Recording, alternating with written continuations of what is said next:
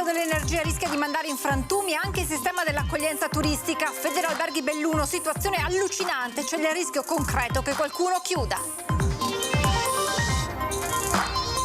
E il caro bollette continua a colpire, conti shock ad Asolo, con il sindaco pronto anche lui a riconsegnare le chiavi del municipio, tempi duri pure per le parrocchie del territorio. Rincari dai governatori della Lega, l'appello alle forze politiche perché siano unite nel trovare misure urgenti. Per il PD non si possono tagliare servizi fondamentali per la collettività. A Mestre, minacce di morte a Giorgia Meloni con una stella cerchiata a 5 punte delle Brigate Rosse e la scritta Meloni come Moro. A Padova, manifesti capovolti a testa in giù. Dramma Loria nel Trevigiano, anziano attraversa con la bicicletta i binari mentre le sbarre sono abbassate. Il treno arriva in quel momento, disperata frenata dei macchinisti, inevitabile l'impatto. Mattinata di allarme all'istituto Einaudi Scarpa di Montebelluna per il crollo di una parte di controsoffitto. Nessun problema strutturale è stato riscontrato, ma rimane il tema delle manutenzioni ordinarie. Temporali e forti raffiche di vento in arrivo in Veneto secondo ARPAV, allerta gialla diramata dalla Protezione Civile fino al pomeriggio di sabato, coinvolte le prealpi fino alla pianura. Ultimati i lavori di restauro del Castello Superiore, uno degli spazi monumentali più prestigiosi di Marostica, meta ambita dal turismo internazionale. Pubblicata la gara per l'affidamento in concessione dei locali da adibire a bar e ristorante.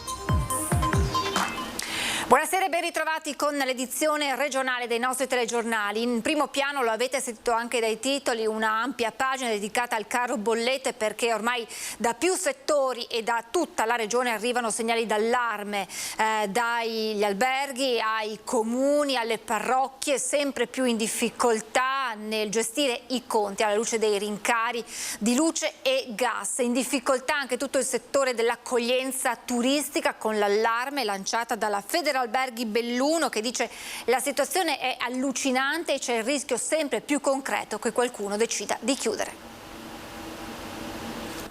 Dopo il disastro economico causato dalla pandemia avanza l'incubo di una crisi senza precedenti per famiglie e imprese. I rincari dell'energia e il costo del gasolio, che non ha avuto la diminuzione delle accise al pari di quello per autotrazione, stanno mettendo in difficoltà tutto il comparto turistico, specie quello delle città d'arte dell'arco alpino, e l'inverno è alle porte. Siamo al punto che io personalmente, ma anche altri colleghi, vedo che non si può ancora fare un listino prezzi per l'inverno, perché stiamo cercando di capire come comportarci. La situazione è complessa per gli albergatori, nonostante l'estate, complice anche il bel tempo, sia andata bene, ma la gioia per il ritorno degli stranieri è stata smorzata dall'arrivo delle bollette. A luglio 2021 un kilowattora costava 22 centesimi, un anno dopo 77, saliti a 84 in agosto. C'è il rischio concreto che effettivamente qualcuno si metta carta, penna e calamaio a fare un attimo di conti, a capire se gli convenga tenere aperto o meno. In questo clima di incertezza, Federalberghi ha avviato una verifica con tutte le consorelle delle regioni alpine per capire come affrontare i prossimi mesi che in montagna, inutile dirlo, saranno più pesanti che altrove. All'inizio stagione devi accendere il riscaldamento almeno un 4, 5, 7, anche 7 giorni, perché hai bisogno di scaldare i muri. Ed è una montagna che per l'ennesima volta lancia, finora inascoltata, il suo grido di allarme. Purtroppo è un territorio che tante volte dalla politica non ha il rispetto che si merita. Una politica che non capisce cosa voglia dire vivere in montagna. Signori, esistiamo anche noi abbiamo bisogno di servizi. Abbiamo bisogno di infrastrutture. È veramente allucinante la situazione. Come detto, il caro bollette non risparmia nessun settore e ad Asolo, il municipio, arrivano bollette shock. Il sindaco è pronto anche lui a riconsegnare le chiavi del municipio. Tempi duri anche per le parrocchie del territorio. Consegnare le chiavi non è sicuramente un tabù, è un gesto simbolico che dovremmo fare tutti i sindaci, ma non solo i sindaci trevigiani, i sindaci di tutta Italia, perché così sarà difficile continuare ad amministrare ed è impossibile, ad esempio per me, pensare di fare un bilancio di previsione per l'anno 2023. Provocazione o ipotesi concreta, poco importa. Davanti al prospetto aggiornato predisposto dagli uffici, Mauro Migliorini ha fatto un salto sulla sedia. A metà settembre la l'allarme in municipio ad Asolo è già rosso. Una fotografia a dir poco, secondo noi, drammatica, perché abbiamo degli aumenti in media del oltre il 75%, con delle punte che raggiungono il 200 o il 300% su tutti gli edifici di proprietà del comune dove è situato un contatore dell'energia elettrica, e stiamo parlando solo di consumo di energia elettrica. Il record 500% in più per gli impianti sportivi di Casella, ma a incidere non poco sono le bollette della caserma dei Carabinieri di proprietà comunale, a fine luglio oltre 10.000 euro contro gli 8.000 dell'intero 2021, un paradosso tutto italiano, soprattutto se si pensa che l'affitto annuale riconosciuto dallo Stato al comune è di 3.000 euro. Dal 2013, quando i Carabinieri sono stati trasferiti dalla vecchia caserma alla caserma nuova, ci facciamo carico di tutte le utenze, non solo l'energia ma anche riscaldamento, acqua, asporto di rifiuti, e non riceviamo un centesimo di euro dallo Stato. L'elenco è un crescendo di percentuali che ha portato il comune a una prima variazione di bilancio da 234.000 euro, soldi che in parte erano destinati a sostenere le spese degli asili territoriali. Anche qui un altro paradosso, ma non è certo finita, perché al comune stanno arrivando sempre più richieste di aiuto. Sì, ho oltre 40 famiglie che vengono a prendersi settimanalmente la borsa degli alimenti, cioè da mangiare una volta alla settimana.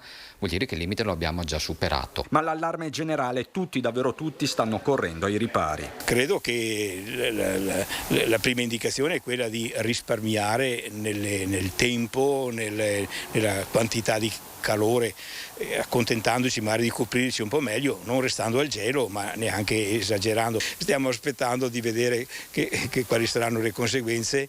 Speriamo che ci siano degli aiuti. Nel frattempo si fanno i conti con l'estate che resiste, le caldaie ancora ferme, ma per Migliorini, che chiede interventi immediati al governo, il tempo è già scaduto. Il tetto del costo dell'energia elettrica, il tetto del costo del gas per il riscaldamento, eccetera, doveva già essere messo. Adesso secondo me siamo un po' tardi.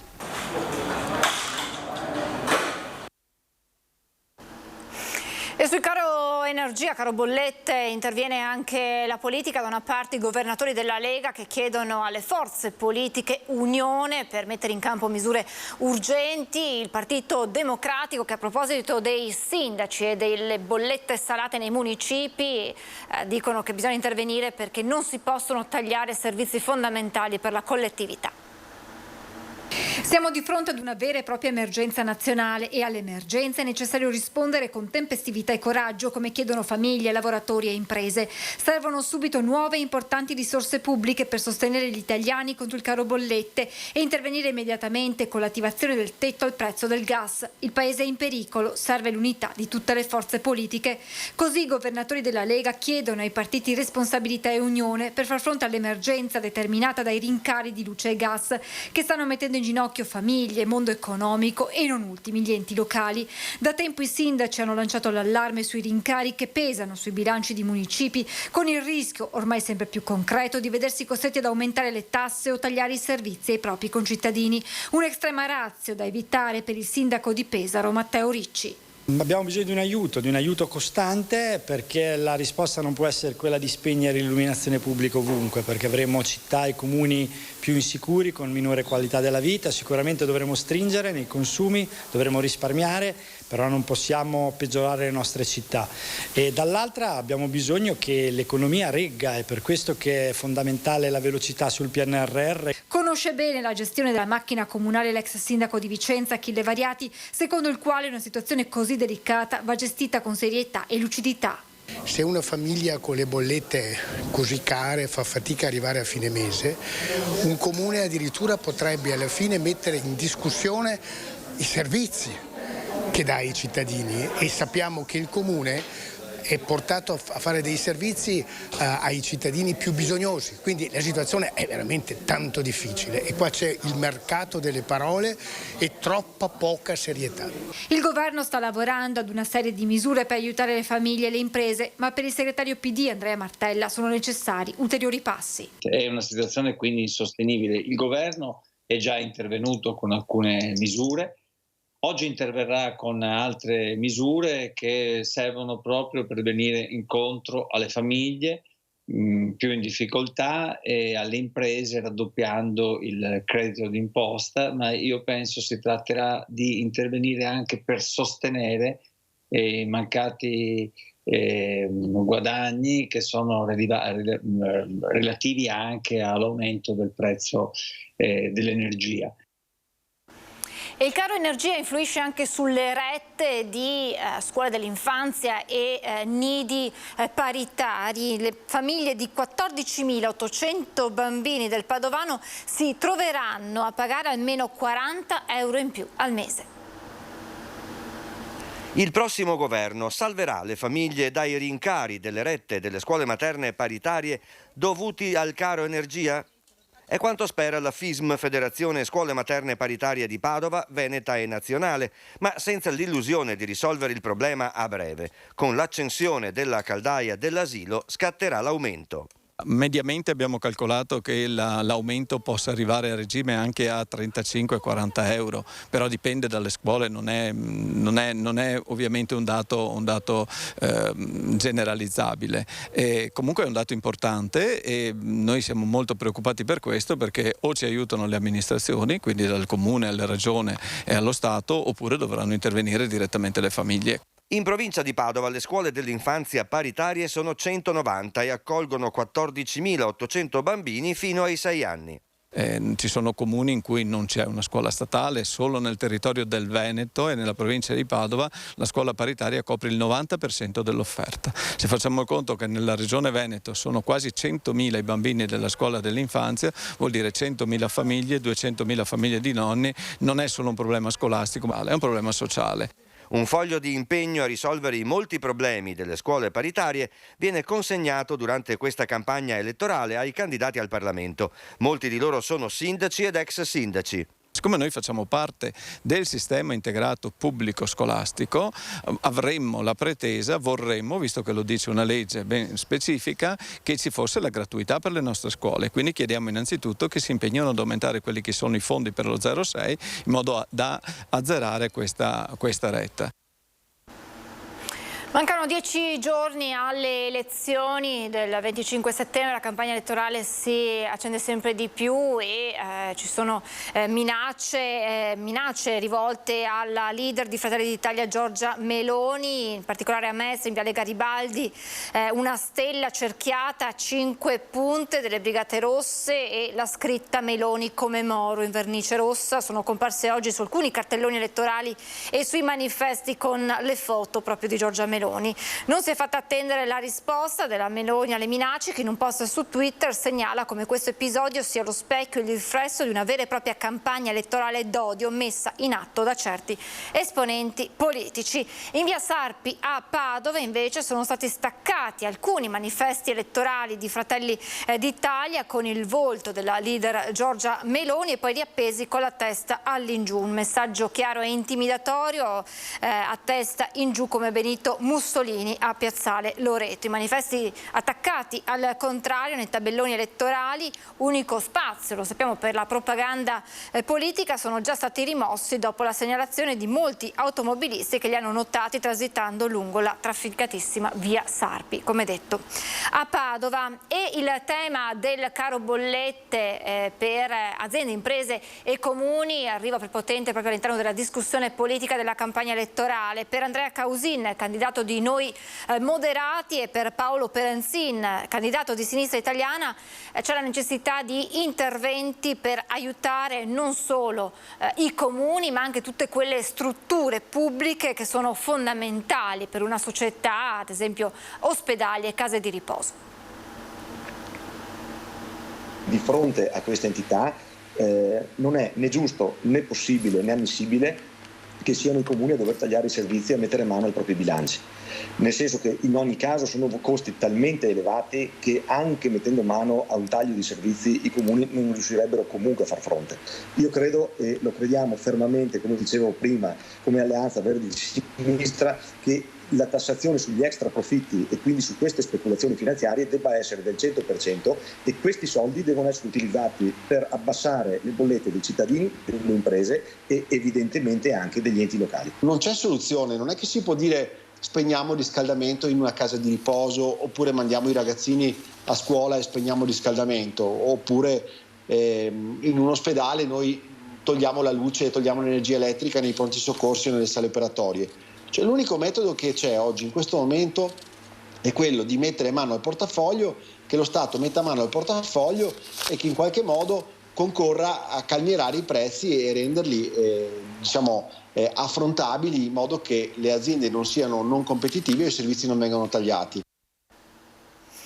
Da Peschiera del Garda, teatro della maxi rissa tra bande di giovani del 2 giugno scorso, la Lega ha lanciato la sua soluzione al problema delle baby gang, un disegno di legge contenente una serie di provvedimenti per difendere la legalità. Tra le misure gli ammonimenti del questore per i minori tra i 12 e i 14 anni e maggiore facilità nell'assegnare lavori socialmente utili. Il DDL è stato presentato dai leghisti Andrea Ostellari, Paolo Borchia, Lorenzo Fontana e Roberto Mantovanelli. Insieme a loro era presente anche la psicoterapeuta Vera Slepoi. Sarà uno dei primi disegni di legge su cui ci concentreremo dopo le elezioni del 25 settembre per mettere la parola fine alle risse, ai vandalismi e ai ricatti che tanti subiscono nelle nostre città, ha affermato Ostellari. Siamo alla cronaca con il dramma che si è consumato nel pomeriggio di oggi a Loria, in provincia di Treviso, in via Campagna, lungo la ferrovia sulla tratta Venezia-Bassano. A perdere la vita un anziano la cui identità al momento non è ancora conosciuta. Dalla ricostruzione della Polfer, resa possibile anche grazie alle testimonianze raccolte tra i presenti, poco prima delle 16 l'uomo ha attraversato con la bicicletta i binari nonostante le sbarre fossero abbassate, proprio nel momento in cui sopraggiungeva il treno regionale. Da quanto riportato da alcuni residenti, i macchinisti avrebbero anche suonato per attirare l'attenzione dell'anziano e poi attivato anche la frenata d'emergenza, ma l'impatto è stato inevitabile. La vittima non aveva con sé documenti, per questo al momento è difficile l'identificazione. Gli agenti della Polizia Ferroviaria stanno ora conducendo le indagini per accertare l'esatta dinamica dell'incidente ferroviario. E adesso ci fermiamo per la pubblicità, pochi secondi e poi torniamo in diretta.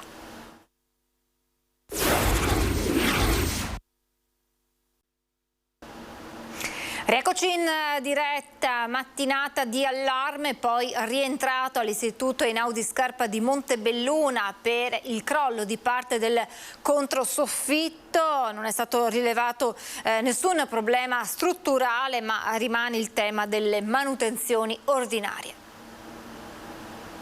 La signora del bar che doveva venire ad aprire aveva trovato il controsoffitto caduto all'ingresso e quindi non c'era elettricità. Quindi insomma, mi sono precipitato a scuola, la situazione tutto sommato non era così grave come sembrava, c'era una caduta d'acqua dal primo piano abbastanza abbondante che ha causato un cortocircuito nell'impianto elettrico, quindi ha fatto diciamo che le luci non potevano essere accese. È stata un'alba concitata all'Istituto Einaudi Scarpa di Montebelluna, dove una perdita d'acqua ha causato il crollo di una parte di controsoffitto nell'atrio. Immediato l'intervento dei vigili del fuoco che, oltre a mettere in sicurezza l'area, hanno verificato l'assenza di criticità strutturali. Il primo piano, nel bagno dei docenti, in un lavandino, un tubo flessibile aveva ceduto, per cui da ieri sera, presumo verso le 8-9 di sera, c'è stata una perdita d'acqua trafilata ovviamente al piano terra e quindi la caduta dei controsoffitti, che per fortuna sono di pannelli in cartone, quindi in ogni caso non sarebbe stato un problema, diciamo, di sicurezza grave. I ragazzi sono stati tenuti fuori per un quarto d'ora. Le lezioni sono così partite regolarmente. C'è stato un po' di caos all'inizio, però è andato bene.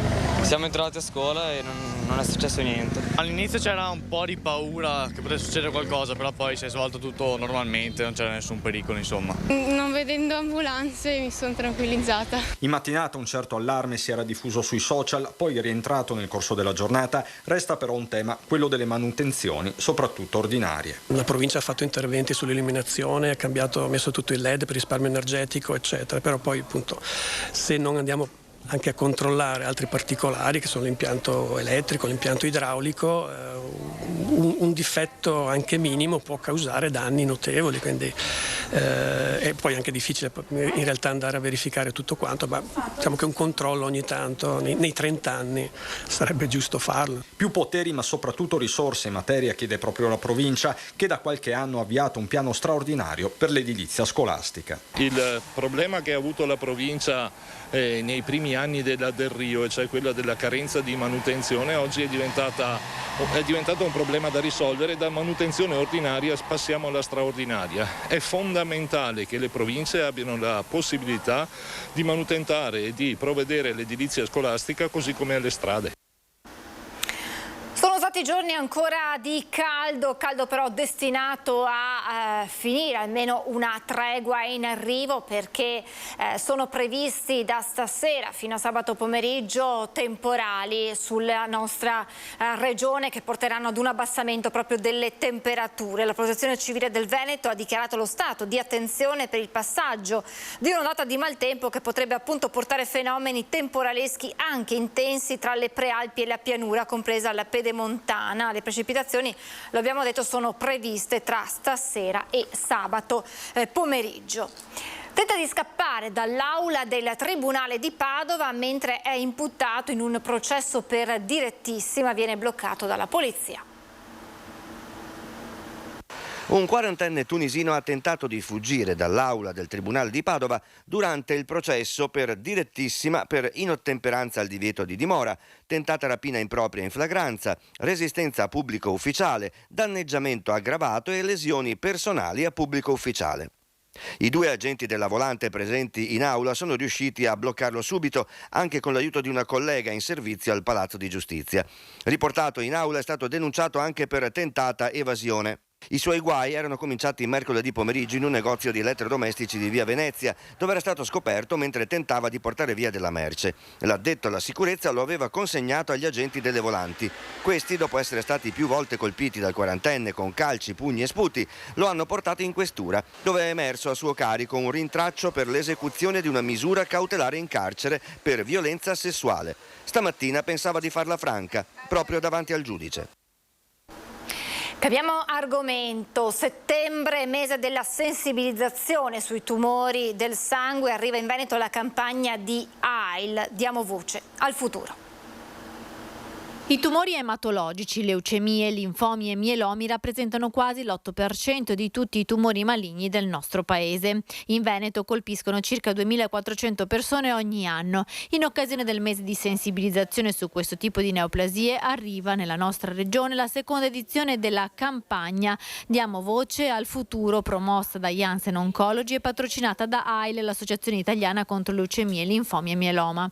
La campagna si pone come obiettivo non solo la sensibilizzazione sui tumori del sangue, ma vuole portare alla luce l'impegno di coloro che lottano contro queste malattie, pazienti, ricercatori, medici e caregiver. Noi sappiamo che molto è stato fatto in ambito di ricerca, in ambito di assistenza, e oggi si riesce a guarire in molte delle malattie leucemiche o del sangue. Purtroppo questo è un lavoro lungo e oggi serve il contributo di tutti, quindi mi rivolgo anche a chi ci segue da casa: non fate mancare il vostro sostegno, il vostro aiuto alla terapia farmacologica e quindi a sostenere i nuovi farmaci, l'assistenza tramite il volontariato. Molto sta facendo in questi anni la ricerca scientifica e lo sviluppo di nuovi farmaci con particolare focus sul mieloma multiplo. L'ultima, diciamo così, novità sono le CAR-T nell'ambito del mieloma. Tutto questo Janssen Oncology sta portando avanti una grande ricerca in questa patologia. Ultimati a Marostica i lavori di restauro del ristorante del Castello Superiore, pubblicata la gara per l'affidamento in concessione dei locali.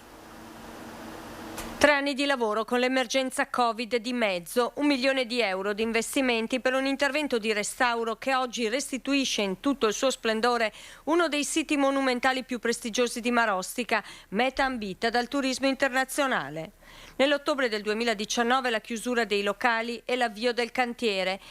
Si rendevano necessari l'adeguamento degli impianti, la realizzazione di un ascensore e l'eliminazione delle barriere architettoniche, ma anche un restyling degli interni e degli esterni che ha permesso, tra le altre cose, di aggiungere una terrazza al primo piano. È stato fatto un grande lavoro di riqualificazione e rivalorizzazione della parte muraria, nel senso che abbiamo riportato all'originalità dei colori, sono state tolte tutte le malte e gli intonaci che nulla avevano a che fare col colore originario del sito, sono state valorizzate, ripulite e anche sabbiate, sempre tutto in accordo con la sovrintendenza, tutte le parti in pietra, a partire dagli interni fino a passare agli esterni e anche le balconate, e tutto un lavoro di sistemazione degli esterni per quanto riguarda la regimazione delle acque. Si tratta del primo stralcio di un progetto più ampio. Il secondo sarà, e speriamo di avviarlo nei primi inizi dell'anno prossimo, del nuovo parcheggio in prossimità dell'ex museo ornitologico, e il terzo stralcio, dopo il lungo dialogo con la sovrintendenza, sarà appunto o l'ascensore o la cremagliera contromontagna, comunque la soluzione meno impattante possibile, che servirà non solo il ristorante al castello o comunque il belvedere, ma servirà soprattutto a dare accessibilità ai turisti a quello che è tutto il camminamento di Ronda. Intanto è già stato pubblicato il bando di gara per l'affidamento della gestione del bar e ristorante, che scadrà il prossimo 26 settembre. Ci sarà una parte di bar, ci sarà una parte di ristorante. Il ristorante dovrà comunque concentrarsi su quelle che sono soprattutto i prodotti del territorio, quindi valorizzare i prodotti del territorio, e poi ci dovrà essere un'offerta coordinata anche con gli altri eventi del territorio. Un ultimo aggiornamento di cronaca: un 50enne italiano è stato denunciato dalla polizia locale di Verona per i reati di guida in stato di ebbrezza, minaccia aggravata e porto abusivo di armi. L'uomo è stato fermato da una pattuglia richiamata dalle urla provenienti da un diverbio in atto per motivi di circolazione stradale. Una coppia era stata aggredita da un automobilista, prima verbalmente, poi anche fisicamente. Il conducente era arrivato a estrarre un pugnale di 20 centimetri con il quale li aveva minacciati. Dai controlli è emerso che l'uomo teneva sotto il sedile dell'auto una pistola pronta all'uso con caricatore inserito. Con questa notizia termina la nostra edizione del telegiornale. Vi lascio le previsioni del tempo. Grazie per essere stati con noi e buona serata.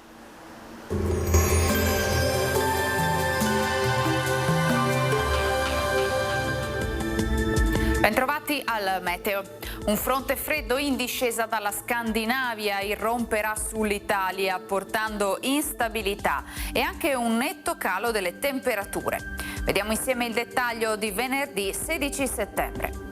Sul Veneto tempo perturbato con possibili iniziali parziali schiarite, poi sarà molto nuvoloso con precipitazioni anche a carattere di rovescio temporale, più frequenti e consistenti nella seconda parte della giornata. Temperature come detto in diminuzione anche sensibile, minime tra 13 e 18 gradi, massime invece tra i 20 e i 25 gradi. Spostiamoci ora sul Friuli Venezia Giulia, anche qui cielo coperto con piogge e temporali. Sulle zone orientali della regione potranno essere anche intense.